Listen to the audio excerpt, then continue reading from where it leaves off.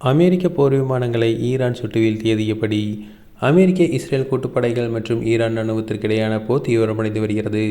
Iran வான்பரப்பில் நேற்று முன்தினம் பறந்த அமெரிக்காவின் USA-10 வார்ஹேக் F-15E ரக போர் விமானங்களை அந்த நாட்டு ராணுவம் ஏவுகணைகள் மூலம் தாக்கியது.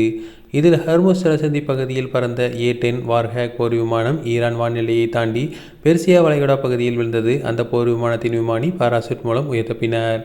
ஈரானின் தெற்கு பகுதியில் பறந்த F-15 ரக போர் விமானத்தின் இருந்த 2 விமானிகள் பாராசூட் மூலம் உயிர் தப்பினர். இதில் ஒரு விமானி அமெரிக்க ராணுவ ஹெலிகாப்டர் மூலம் பத்திரமாக மீட்கப்பட்டார். காணாமல் போன மற்றொரு விமானியை தேடும் பணி தீவிரப்படுத்தப்பட்டுள்ளது. இதனிடையே அமெரிக்க விமானியை தேடும் பணியில் ஈரான் ராணுவம் தீவிரமாக ஈடுபட்டுள்ளது.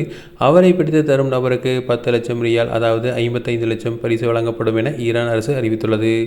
இதுகுறித்து சர்வதேச பாதுகாப்பு நிபுணர்கள் பேசும்போது, ஈரானின் வான் பாதுகாப்பு கவசங்களை அமெரிக்க இஸ்ரேல் கூட்டுப்படைகள் அளித்துவிட்டன.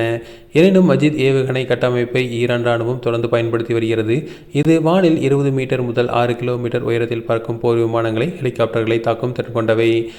இந்த ஏவுகணைகள் வாகனங்களில் பொருத்தப்பட்டு ஆங்காங்கே நிலைநிறுத்தப்பட்டுள்ளன. வாகனத்தின் உள்ள கண்காணிப்பு கருவியின் மூலம் குறைவான உயரத்தில் பறக்கும் போர் விமானங்கள், ஹெலிகாப்டர்களை துல்லியமாக அடையாளம் காண முடியும். அமெரிக்காவின் A-10 வார்ஹேக் F-15E ரக போர் விமானங்கள் மஜித் ஏவுகணைகள் மூலமே சுட்டு வீழ்த்தப்பட்டுள்ளன. இந்த ஏவுகணைகள் ரேடார் அடிப்படையில் செயல்படாமல் வெப்பத்தின் மூலம் எதிரிகளின் இலக்குகளை கண்காணித்து தாக்குகிறது. ரேடார் சிக்னலை வெளியிடாத ஏவுகணைகள் என்பதால் போர் விமானங்கள் இவற்றை கண்டறிவது மிகவும் கடினம் என்று கூறியுள்ளனர்.